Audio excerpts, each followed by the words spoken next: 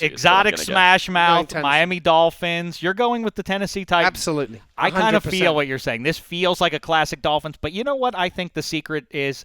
I think Adam Gase is going to end up doing enough to make you feel like maybe it's not this week, but I bet you in November and December. I bet you'll start feeling good about this. Okay, maybe things are going to work out. But Ryan Tannehill's going to throw 3 interceptions and fumble the ball once, and they're not really going to be able to get a running game. They're not going to be able to get a running game going, and their secondary is very bad.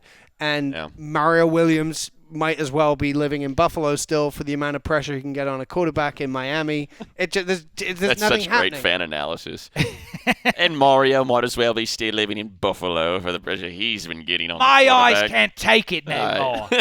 Ryan Tannehill's going to throw 3 picks and he'll fumble once. It's well, for let's see. My retort to that is look who they're playing. Yeah, the Titans stink too. I still like the Titans. Look, they've been in games, and unlike Rex firing Greg Roman, that special teams unit needed a little shake-up there. And the fact that that's what the difference in that Houston game, you couldn't convince me that the Texans were the better team out there on the field. I think if you had no idea what the records were, what the expectations were, and you just watched that game, you'd probably walk out saying, man, Houston got away with one there.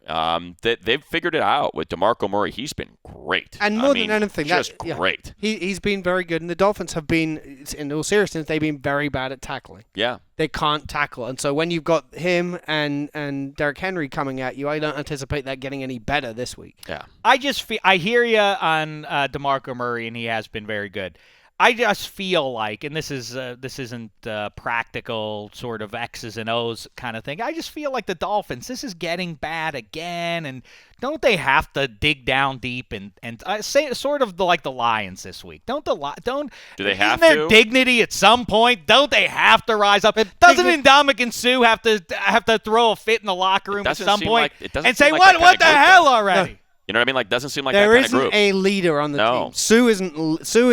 Suh may be the highest paid guy, but I don't think he ever during his career he's been the guy who steps up and says, "Okay, I'm going to make this about me, and I'm going to call out my team." But as opposed to the Titans, the Dolphins seem like they should have a good offensive line, and they should be able to run, and they have good pass catchers, and they have defensive pieces. And I know that they're fraudulent in certain parts of the defense, but still, they have no runners. At some point, they have no runners. Jay Ajayi can run the football. They also Gase, and I think he admitted it this week in a press conference. He hasn't let any one of them get in a rhythm. No. Last week, there were 4 guys who had equal number of carries. That's not. You've got to get. Maybe Jay Ajayi isn't the guy, but you've got to give him 1 or 2 weeks to try to be the guy. And or just give it to Kenyon Drake. Or you give it to Kenyon Drake, and you say you got 2 weeks to do it. But you can't have 4 guys in one game and go series to series. I'm going to take the Dolphins. Okay.